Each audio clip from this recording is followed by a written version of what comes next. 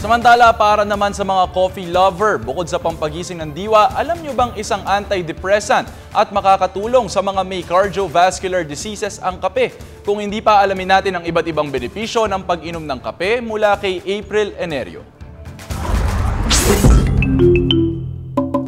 Sa pandaigdigang komersyo, di makakailang nangunguna ang kape at tsokolate sa mga pinakatinatangkilik na produkto sa alinmang bahagi ng mundo. Isa sa mga bentahin nito ay ang mga benepisyong makukuha mula dito.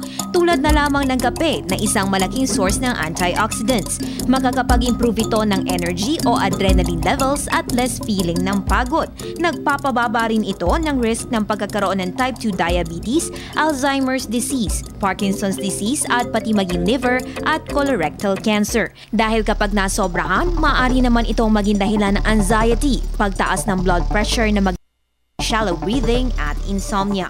Samantala kung nasobrahan ka naman sa pagkain o pag-inom ng tsokolate, maaari itong magdulot ng sakit sa ulo sa mga madalas mina-migraine. Bukod pa yan sa high calorie content at sugar nito, lalo na pag-process tulad ng milk chocolate. Pero hindi sa lahat ng pagkakataon ay masama ang epekto nito.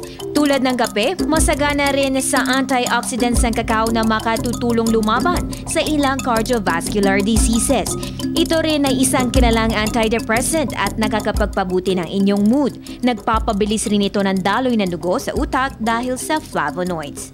Nakakapayat rin ang pagkain ng tsokolate, kabaligtaran sa pag-aakala ng karamihan dahil ayon sa mga eksperto, nakakapagpabilis ng metabolismo ang tsokolate.